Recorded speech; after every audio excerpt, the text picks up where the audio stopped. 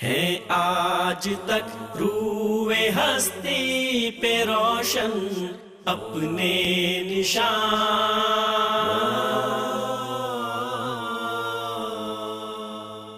السلام علیکم ناظرین، پروگرام مسلم سائنسدان کے ساتھ میں ہوں آپ کا میزبان مدثر حسین سیان۔ ناظرین، ابو بکر زکریا الرازی اسلامی سائنس کے ان روشن ستاروں میں سے ہیں جن کی ہوئی تحقیقات آج بھی اہل دانش کے لیے منارہ نور ہیں۔ ان کی انہی علمی و سائنسی کارناموں کے حوالے سے گفتگو کرنے کے لیے آج ہمارے ساتھ اسٹوڈیو میں موجود ہیں جناب ڈاکٹر عاصم نعیم صاحب۔ ڈاکٹر صاحب خوش آمدید۔ شکریہ۔ ناظرین، ڈاکٹر صاحب شعبہ اسلامیات پنجاب یونیورسٹی میں پروفیسر ہیں، کئی ایک ریسرچ آرٹیکل لکھ چکے ہیں۔ اسلام اور سائنس ان کا خاص موضوع تحقیق ہے۔ آئیے ان سے گفتگو کا آغاز کرتے ہیں۔ ڈاکٹر صاحب، رازی ایک عظیم آدمی ہیں، ان کے حالات زیست اختصار سے بیان کرتے ہیں۔ بسم اللہ الرحمن الرحیم۔ ابو بکر محمد بن زکریا رازی، صحیح، یہ وہ نامور طبیب ہیں، وہ نامور فزیشن ہیں، وہ نامور میڈیکل سائنٹسٹ ہیں کہ جن کی تصنیفات کو پوری دنیا میں علم طب کی سب سے مفید تصنیفات قرار دیا گیا۔ صحیح، لاطینی زبان میں رازی کو ریزز کے نام سے جانا جاتا ہے، صحیح، انگریزی میں بھی پھر اسی کو لیا گیا اور یہ ریزز کے نام سے یورپی دنیا میں مقبول ہوئے۔ جیسا کہ ان کے نام سے ظاہر ہے، رازی کی نسبت اس مشہور شہر سے ہے جس کو اس وقت رے کہا جاتا تھا۔ صحیح، یہ مشہور شہر ایران کے دارالخلافہ تہران کے قریب موجود تھا۔ صحیح، تاتاری حملوں میں اس شہر کو بہت نقصان پہنچا، اس کو تباہ و برباد کر دیا گیا۔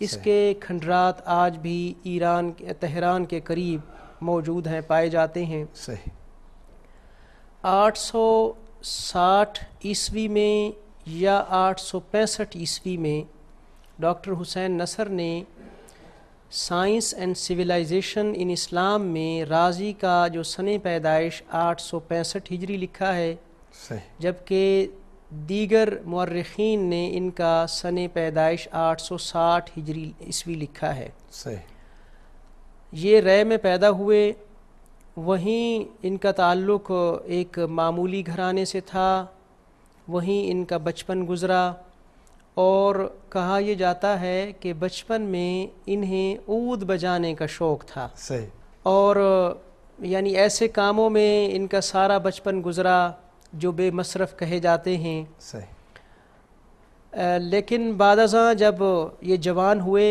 انہیں روزگار کی تلاش ہوئی، انہیں آمدنی کے ذرائع وہ ڈھونڈنے کی کوشش کی، تو اس وقت ایک علم جو بہت مشہور تھا اس کو کیمیا گری کہا جاتا تھا۔ صحیح، کیمیا گری یہ ہوتا تھا کہ آپ کم قیمت دھاتوں کو تبدیل کر کے قیمتی ترین دھات سونا بنا سکتے ہیں۔ صحیح، رازی کو یہ کام بڑا پسند آیا صحیح، کہ ایسا ہو جائے کہ میں راتوں رات ہی امیر بن جاؤں، صحیح، لہٰذا یہ اس کام میں مشغول ہو گیا اور کیمیا گری میں اس نے دن رات صرف کر دیے۔ صحیح، یہ سونا تو نہ بنا سکا، صحیح، لیکن اس کے بعد یہ ہوا کہ یہ اپنی آنکھیں گوا بیٹھا، صحیح، دھوئیں اس کی وجہ سے اور مسلسل آگ کے سامنے رہنے کی وجہ سے اس کی آنکھیں بہت خراب ہوئیں۔ بعد ازاں اس کی زندگی میں کچھ اور بڑے غیر معمولی واقعات ہوئے۔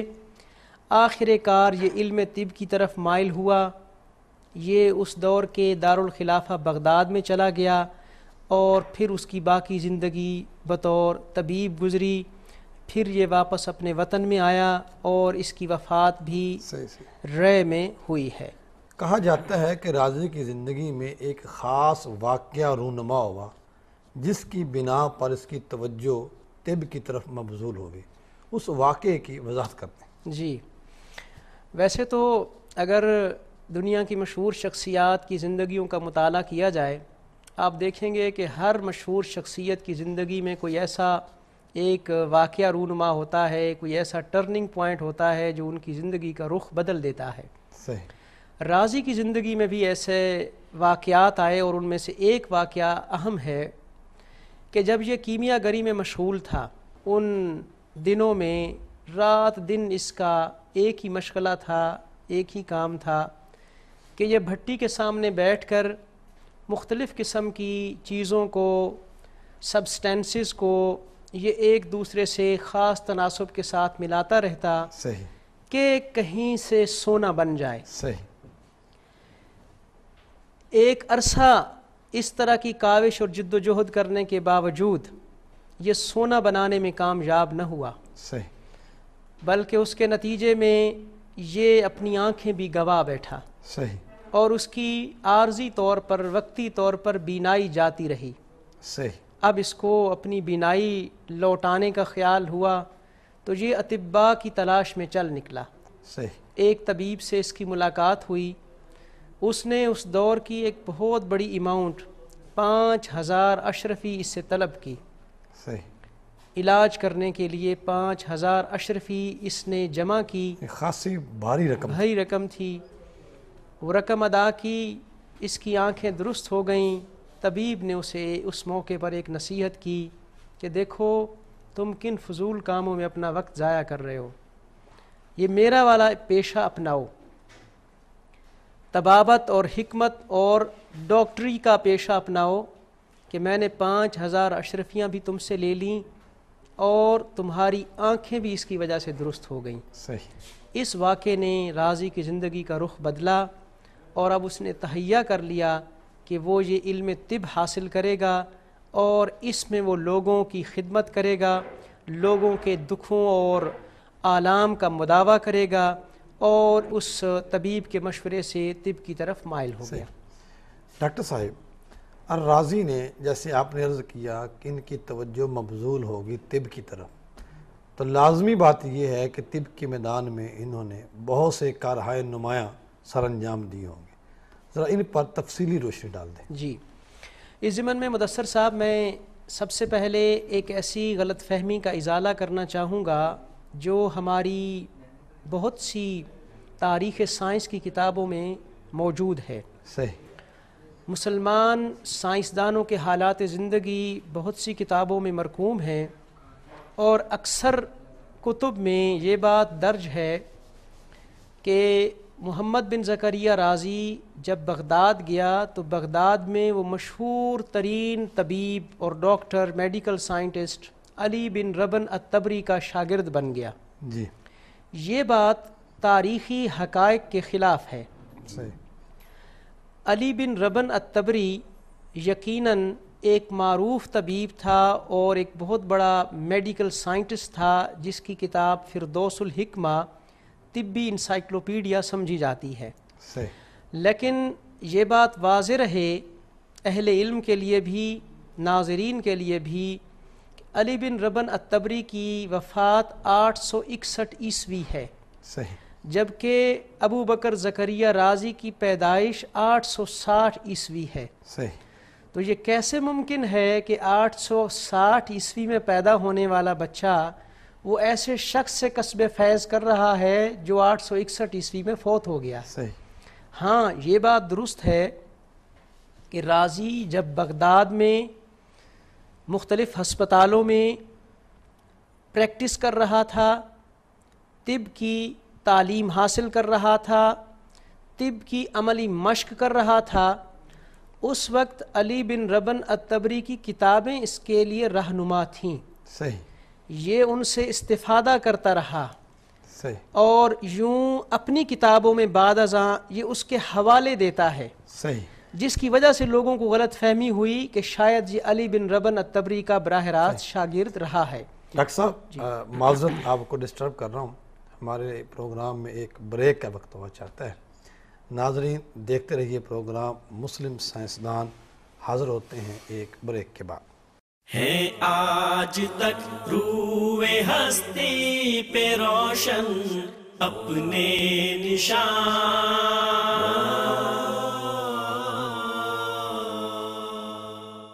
ہے آج تک روئے ہستی پہ روشن اپنے نشان۔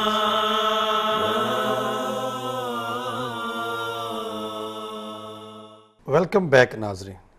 ڈاکٹر صاحب، آپ رازی کی طبی خدمات کے حوالے سے بات کر رہے ہیں۔ جی، ابو بکر زکریا رازی ایک ایسی شخصیت ہیں جن کو اہل مغرب نے عربک گیلن کا ایک منفرد لقب دیا ہے، یعنی وہ شخص جو عالم عرب میں آیا لیکن وہ جالینوس جتنا عظیم طبیب تھا۔ صحیح۔ سید حسین نصر ان کی کتاب سائنس اینڈ سویلائزیشن ان اسلام میں انہوں نے رازی کو دا گریٹسٹ کلینیکل فزیشین قرار دیا ہے۔ صحیح۔ اور ان کی نظر میں رازی کا مرتبہ، اس کی اتھارٹی وہ ایویسینا کے بعد سب سے زیادہ ہے۔ ابو بکر زکریا رازی علم طب میں علم العلاج کے ماہر تھے، صحیح۔ علم تشریح الاعضاء یعنی اناٹومی کے ماہر تھے۔ صحیح۔ رازی چیچک اور خسرہ پر ان کی عمدہ تحقیق ہوئی، اور رازی وہ شخص ہے کہ جس نے فرسٹ ایڈ کا سب سے پہلے تصور بھی متعارف کروایا۔ صحیح۔ رازی کا ایک اور کارنامہ جو سنہرے حروف سے لکھا جائے گا کہ جب یہ بغداد میں افسر الاطباء تھا، صحیح، یعنی میڈیکل سپرڈنٹ تھا، صحیح، اس وقت حکومت کی طرف سے اس کو ایک ٹاسک دیا گیا کہ ہم اس شہر میں ایک نیا ہسپتال بنانا چاہتے ہیں، اس کے لیے مناسب جگہ کا تعین کیا جائے۔ صحیح۔ رازی نے اس کا حل کیسے نکالا؟ یہ بڑا دلچسپ واقعہ ہے اس دور کے اعتبار سے کہ جب ابھی جراثیم کا تصور اس طرح واضح نہیں تھا جیسا کہ 19ویں اور 20ویں صدی عیسوی میں ہمارے سامنے آیا ہے۔ صحیح۔ رازی نے گوشت کے ٹکڑے لیے، صحیح، شہر کے مختلف مقامات پر ان گوشت کے ٹکڑوں کو اس نے لٹکا دیا۔ صحیح۔ 3 دن کے بعد اس نے ان گوشت کے ٹکڑوں کو ملاحظہ کیا، جس جگہ پر گوشت کے ٹکڑے سب سے کم متاثر ہوئے تھے صحیح، اور اپنی اصلی حالت کے قریب تھے، وہاں وہ جگہ اس نے ہسپتال کے لیے متعین کی، صحیح، اور یہ کہا کہ ہسپتال ایسی جگہ پہ ہونی چاہیے جو تعفن زدہ نہ ہو، جس کی آب و ہوا بہتر ہو، جہاں مریضوں کو دوا کے ساتھ ساتھ عمدہ ماحول بھی میسر آ سکے۔ صحیح، صحیح۔ یہ آج کی میڈیکل جو ڈپارٹمنٹ ہے اس میں بھی اس کا خیال رکھا جاتا ہے کہ ہسپتالوں میں عمدہ آب و ہوا کا بندوبست ہونا چاہیے۔ صحیح۔ علاوہ ازیں میں علم تشریح الاعضاء یعنی اناٹومی کا ذکر کرنا چاہوں گا کہ رازی وہ شخص ہے کہ جس نے سب سے پہلے وریدوں اور شریانوں کا صحیح مقام متعین کیا۔ صحیح۔ اس نے قلب کی ساخت یعنی دل کا جو سائز ہے، صحیح، اس کا مقام، اس کے جو فنکشنز ہیں وہ بڑی صحت کے ساتھ اپنی کتاب میں بیان کیے۔ صحیح۔ تو ہم کہہ سکتے ہیں کہ رازی جو ہے وہ ہارٹ اسپیشلسٹ تھا، صحیح، صحیح، اور اس نے دل کے جو تمام جو اس کے فنکشنز ہیں جیسے وہ کام کرتا ہے اس کو اپنی کتاب میں صحیح طرح بیان کیا ہے۔ صحیح، اسے پہلا نیورو فزیشین بھی کہا گیا ہے، صحیح، اس لیے کہ یہ علاج میں یہ ہمیشہ اس کی یہ کوشش ہوتی تھی کہ جسم کے ساتھ ساتھ روح اور دماغ کے جو فنکشنز ہیں، معاملات ہیں، اس کو بھی پیش نظر رکھے، صحیح، اور وہ یہ دیکھے کہ کیا جسم کے اگر معدے میں کوئی مسئلہ آیا ہے تو کیا اس کا تعلق نیورو سے بھی بنتا ہے یا نہیں۔ تو یہ صحیح، پہلا ماہر اعصاب بھی تھا۔ صحیح۔ اچھا ڈاکٹر صاحب، چیچک اور خسرہ 2 موذی بیماریاں ہیں۔ کہا جاتا ہے کہ رازی نے ان دو بیماریوں کے حوالے سے بھی کافی عمدہ کام کیا، اس کام کا تعارف کروانے ذرا۔ جی، چیچک اور خسرہ جو آج دو بڑی اہم وبائی امراض سمجھی جاتی ہیں، یہ حیرت کی بات ہے کہ رازی وہ پہلا شخص ہے جس نے چیچک اور خسرہ میں فرق کیا ہے، صحیح، اور چیچک اور خسرہ کی علامات کو بڑی وضاحت کے ساتھ بیان کیا ہے، اس کے پریکاشنری میئرز وہ بیان کیے ہیں، اس کا علاج تجویز کیا ہے، اور پھر اس کے دیگر احتیاطی تدابیر بھی اس نے اپنی کتاب میں ذکر کیے ہیں۔ چیچک اور خسرہ پر اس کی ایک خاص کتاب الجدری والحسبہ وہ اس قدر مشہور ہوئی کہ دنیا کی کئی زبانوں میں اس کے تراجم ہوئے، اور یہ خوشگوار حیرت کا باعث ہے کہ تقریباً 500 سالوں تک یہ کتاب یورپ کی میڈیکل یونیورسٹیز میں شامل نصاب رہی، اور میں یہ کہتا ہوں کہ آج بھی یورپ رازی کی بتائی گئی احتیاطی تدابیر پر سختی سے عمل کرتے ہیں اور ان بیماریوں سے وہ دور رہتے ہیں۔ اس سے پہلے ان دونوں بیماریوں کو ایک سمجھا جاتا تھا، رازی نے ان کو الگ قرار دیا اور یہ کہا کہ چیچک وہ مرض ہے جس پہ سرخ دانے جسم پر نمودار ہوتے ہیں، جبکہ دوسری مرض جس کو آج کل چکن پاکس کہا جاتا ہے، اس کے بارے میں اس نے یہ کہا کہ اس سے جسم پر ایسے آبلے پیدا ہو جاتے ہیں جن میں پانی بھرا ہوتا ہے، اور یوں ان دونوں کا الگ الگ علاج تجویز کیا۔ اور ڈاکٹر صاحب میں یہاں یہ بھی اضافہ کرنا چاہوں گا کہ آج کل یہ آپ دیکھ رہے ہیں کہ عطائی حکیموں کے خلاف حکومتیں بڑے زور و شور سے مہم چلا رہی ہیں، اس لیے کہ ان کے بہت سے جو خطرناک نتائج ہیں ان کے علاج کے وہ سامنے آ رہے ہیں، لوگ اپنی زندگیوں سے ہاتھ دھو بیٹھتے ہیں۔ رازی وہ شخص ہے جس نے اس دور میں عطائی حکیموں کے خلاف سرکاری سطح پر مہم چلائی، اس نے نہ صرف حکومت کو اس جانب توجہ مبذول کروائی بلکہ خود ان کے خلاف ایک تشہیری مہم شروع کروائی تھی۔ اس دور میں بھی عطائی حکیم یہ کہتے تھے کہ ہمارے پاس ایک ایسی دوا ہے جس میں ہر مرض کا علاج موجود ہے۔ رازی نے ان کی سختی سے تردید کی اور طب کو، میڈیسن کو سائنسی بنیادوں پر متعارف کروایا۔ اچھا ڈاکٹر صاحب، رازی کی تصنیفات کتنی ہیں اور ان میں سے چند مشہور کتب کے نام بیان کر دیں۔ رازی ایک کثیر التصانیف شخص تھے۔ ابن خلکان ایک مشہور مورخ ہیں جن کی کتاب وفیات الاعیان ہے، اس میں انہوں نے رازی کی 150 سے زیادہ کتابوں کا ذکر کیا ہے۔ اسی طرح ڈاکٹر حسین نصر نے اس کی 130 سے زائد کتابوں کا ذکر جو ہے اپنی کتاب میں یہ عدد بتایا ہے۔ رازی کی کتابیں علم طب پر بھی ہیں، علم کیمیا پر بھی ہیں اور فلسفہ پر بھی ہیں۔ علم طب میں ان کی سب سے مشہور کتاب الحاوی ہے، اس کے علاوہ المنصوری ان کی مشہور کتاب ہے، کتاب الجدری والحسبہ کا ذکر ہو چکا ہے۔ علاوہ ازیں جسم کے دیگر حصوں میں سے ہر عضو کے بارے میں بھی اس نے بعض اعضاء کے بارے میں بھی الگ سے کتابیں لکھی ہیں۔ مثال کے طور پر مثانہ کے بارے میں اس کی ایک الگ کتاب موجود ہے۔ علم کیمیا میں یہ جابر بن حیان کے فلسفے پر گامزن تھا، تو سر الاسرار اور کتاب الاحجار اور کتاب صنعت الکیمیا وہاں اس کی مشہور کتابیں سمجھی جاتی ہیں۔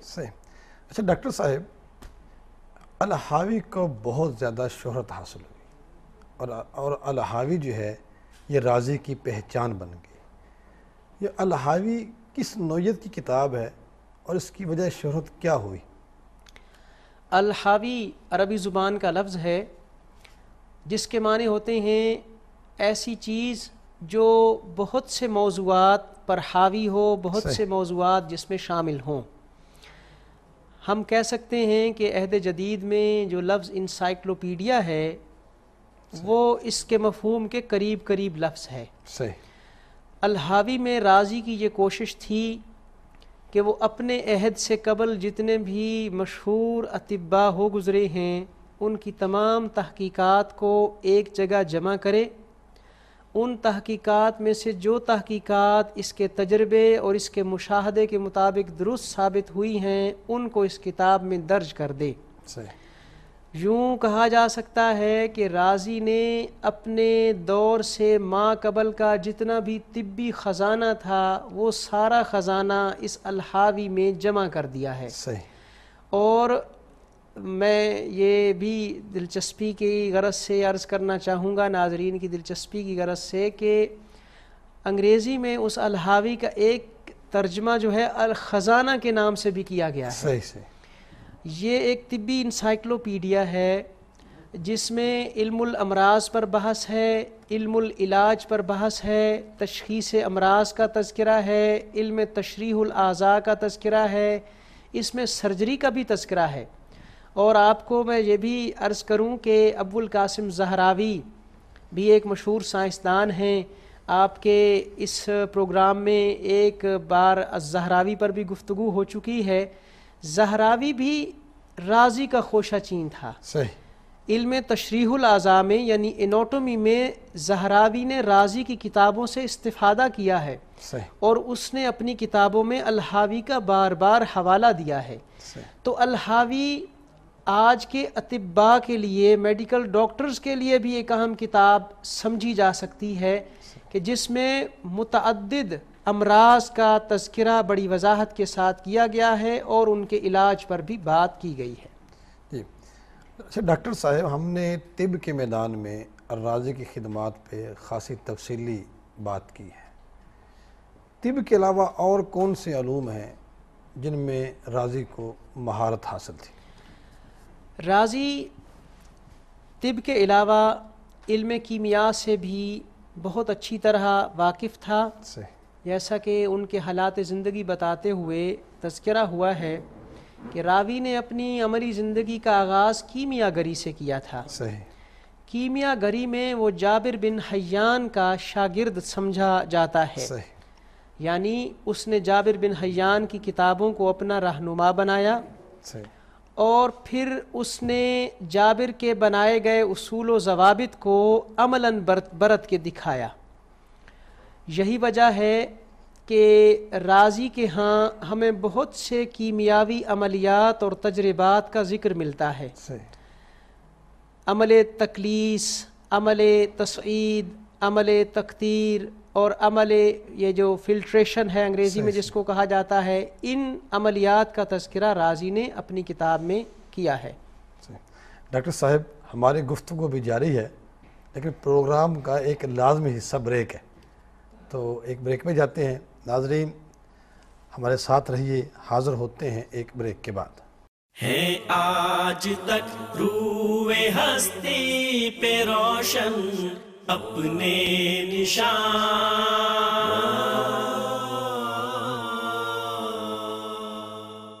ہے آج تک روئے ہستی پہ روشن اپنے نشان۔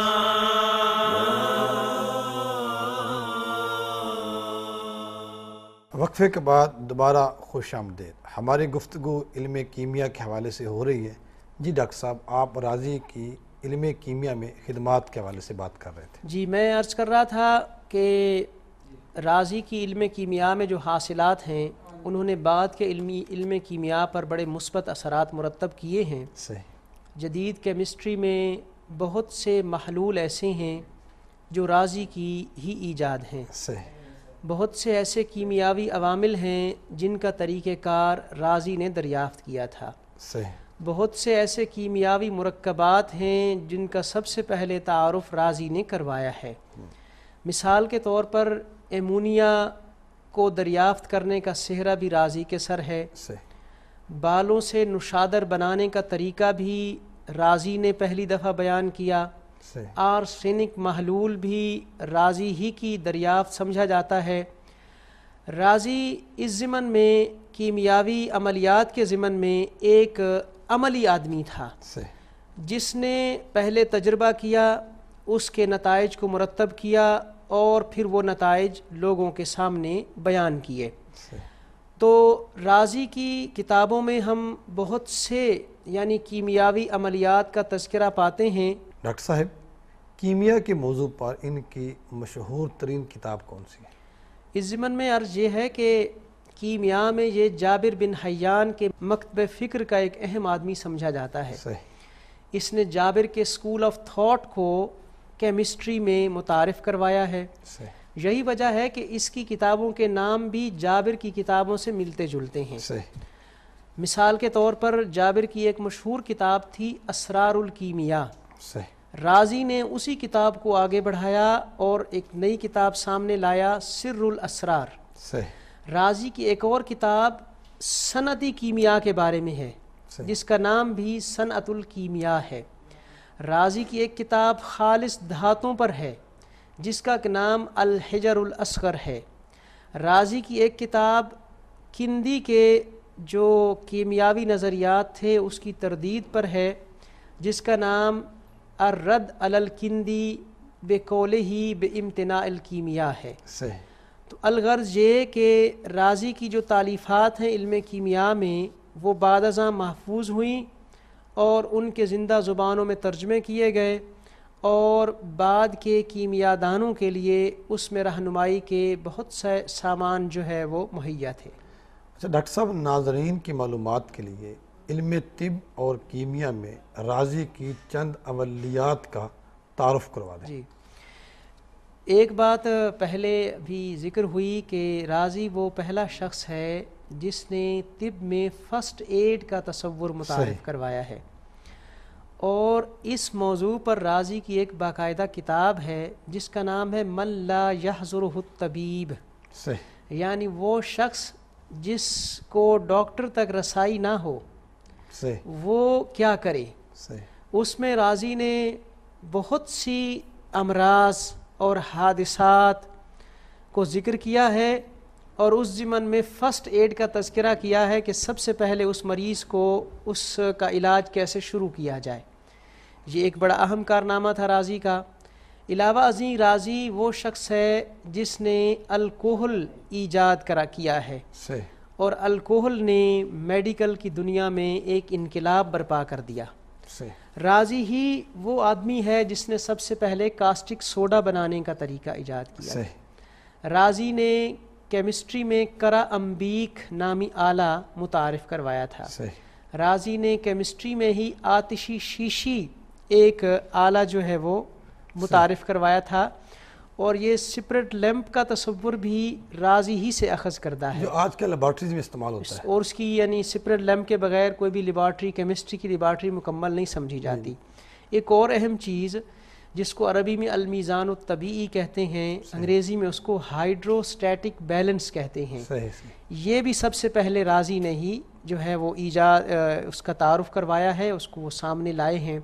علاوہ ازیں یہ کس کام میں استعمال ہوتا ہے؟ ہائیڈروسٹیٹک بیلنس ایسی چیزوں کو جو ہے وہ ناپنے کے لیے، اس کی پیمائش کرنے کے لیے استعمال ہوتا ہے، جو عام ترازو اور عام پیمانے سے جس کو نہیں ناپا جا سکتا، اس کو نہیں تولا جا سکتا۔ تو بالکل جو معمولی قسم کے یعنی وہ مرکبات ہیں تو ان کو خاص تناسب سے کیسے ملانا ہے، اس کے لیے ہائیڈروسٹیٹک بیلنس جو ہے وہ کیمسٹری میں کام دیتا ہے۔ یہ جو ترازو ہے یہ آج بھی استعمال ہو رہا ہے؟ یقیناً یہ آج تمام لیبارٹری میں، خاص طور پر فزکس اور کیمسٹری کی لیبارٹریز میں یہ ہائیڈروسٹیٹک بیلنس جو ہے وہ استعمال ہوتا ہے۔ صحیح۔ اچھا ڈاکٹر صاحب، رازی کے کام کا ہم نے تعارف کیا اور آپ نے خاصی تفصیلات سے ہمیں بیان کیا ہے۔ آج کل کے جو نوجوان ہیں جو رازی کو پڑھنا چاہتے ہوں یا رازی کے بارے میں جاننا چاہتے ہوں تو ان کی آپ کیا رہنمائی فرمائیں گے؟ اس ضمن میں مدثر صاحب عرض یہ ہے کہ رازی جتنی معروف شخصیت تھی اس حساب سے ہمارے اس خطے میں، خصوصاً پاکستان ہندوستان میں اور خاص طور پر اردو زبان میں ان کے بارے میں زیادہ نہیں لکھا گیا ہے۔ صحیح۔ اور تلاش بسیار کے باوجود مجھے لائبریریوں میں کوئی ایسی کتاب نہیں ملی ہے جو خاص طور پر رازی پہ لکھی گئی ہو۔ البتہ انگریزی زبان میں میڈیکل ہسٹری کے حوالے سے جو کتابیں لکھی گئی ہیں اس میں راضی کا تذکرہ کیا گیا ہے۔ یہاں پر حکیم علی نیر واسطی نے بعض کتابیں لکھی ہیں طب کے موضوع پر، اس میں انہوں نے راضی کی خدمات کا اور راضی کے کارناموں کو بیان کیا ہے۔ راضی کا تعلق چونکہ میڈیکل شعبے سے تھا، اس لیے میڈیکل کے شعبے میں راضی کی زندگی میں بڑے اسباق موجود ہیں۔ مثال کے طور پر راضی وہ شخص ہے جس کے بارے میں ہم یہ کہہ سکتے ہیں کہ اس نے سب سے پہلے میڈیکل تعلیم کا تصور دیا ہے۔ صحیح۔ راضی وہ شخص تھا جس نے ہسپتال میں اطباء کی ایک گریڈنگ کی ہوئی تھی۔ صحیح۔ اور ہسپتال میں جب کوئی مریض آتا تھا تو سب سے پہلے وہ جو راضی کے بالکل نووارد شاگرد ہوتے تھے وہ اس مریض کا معائنہ کرتے تھے۔ صحیح۔ اگر وہ اس کے مرض کا علاج کر سکتے تو فبہا، بصورت دیگر وہ راضی کے جو پہلے درجے کے شاگرد تھے وہ ان کے پاس مریض لایا جاتا تھا۔ اگر وہ بھی مرض کو نہ سمجھ سکتے تھے تو آخر میں راضی خود اس مریض کا معائنہ کرتا تھا۔ یہ وہی چیز ہے جو آج عام ہم ہسپتالوں میں دیکھتے ہیں کہ جب ایک مریض جاتا ہے وہ سب سے پہلے ینگ ڈاکٹرز کے پاس جاتا ہے، اس کے بعد وہ جو ہے اسسٹنٹ پروفیسرز اور اس سے جو اوپر کے درجے کے ڈاکٹر ہیں وہ اس کو دیکھتے ہیں، اور آخر میں جب مرض بالکل نہ سمجھا جا سکے تو پھر میڈیکل ڈاکٹرز اور پروفیسرز کا ایک بورڈ بنایا جاتا ہے، اور بورڈ اس مرض کی تشخیص کرتا ہے اور مریض کا علاج کرنے کی کوشش کرتا ہے۔ تو یہ جو میڈیکل تربیت ہے، طبی تربیت ہے، اس کا اہتمام راضی نے اپنے اداروں میں کیا ہوا تھا، جس کو بعد میں یورپ نے بھی اپنایا ہے، اور اب ہمارے کلچر اور تہذیب میں بھی اس طریقہ علاج کو اپنایا گیا ہے۔ اچھا ڈاکٹر صاحب، راضی کے کام کے حوالے سے اہل یورپ کے ہاں کیا رائے پائی جاتی ہے؟ اہل یورپ اگرچہ بعض معاملات میں مسلمانوں کی خدمات کا اعتراف کرتے ہوئے ہچکچاتے ہیں، اور کھلے دل سے اس کا اعتراف کرنے میں بہت سی چیزیں ان کو مانع ہوتی ہیں، اس میں مسلمانوں کے کارناموں سے لا علمی بھی ہو سکتی ہے، اور ان کا ایک خاص ان کی سوچ بھی ہو سکتی ہے جس کی وجہ سے وہ مسلمانوں کے کارناموں کو اس طرح بیان نہیں کر پاتے جیسے کرنے چاہیے۔ تاہم راضی کے بارے میں ان کی رائے بڑی مثبت ہے، اور میں نے یہ بتایا ہے کہ اس کو انہوں نے عربک گیلن کا خطاب دیا ہے، اور راضی کی جو کتاب الحاوی ہے وہ بھی یورپ کے طبی نصابات کا حصہ رہی ہے۔ راضی کا خدمات کا اعتراف جہاں یورپ میں کیا گیا، وہاں ایشیا میں بھی اس کی خدمات کا اس طرح اعتراف کیا گیا ہے کہ ایران میں راضی کے نام سے ایک پوری یونیورسٹی قائم کی گئی ہے۔ تہران میں یہ یونیورسٹی موجود ہے دانشگاہ راضی کے نام سے۔ اس یونیورسٹی میں راضی کے تمام جو کام تھے، چاہے ان کا تعلق طب سے ہے یا کیمیا سے ہے، ان کو جمع کیا گیا ہے۔ دنیا بھر میں جہاں کہیں بھی راضی سے منسوب متعلق کوئی چیز ملی ہے وہ اس کو وہاں جمع کیا گیا ہے، اور راضی کا ایک سیکشن بنایا گیا ہے۔ اور پھر یہ کہ راضی کے نام سے ہر سال کانفرنسز بھی منعقد کی جاتی ہیں، جس میں طب کے میدان میں ہونے والی پیش رفت سے اور طب کے میدان میں کسی سر انجام دینے والے کارنامے کو جو ہے اس کو خراج تحسین پیش کیا جاتا ہے، اور اس کو راضی پرائز جو ہے وہ دیا جاتا ہے۔ ڈاکٹر صاحب، دل کر رہا ہے بہت سی اور باتیں کریں، لیکن وقت کی کمی آڑے آ رہی ہے۔ آپ کی آمد کا بہت بہت شکریہ۔ ناظرین، اس کے ساتھ ہی معراج کا پروگرام اختتام کو پہنچا۔ اگلے پروگرام تک آپ سے اجازت چاہتے ہیں۔ اللہ نگہبان۔ ہے آج تک روئے ہستی پہ روشن اپنے نشان،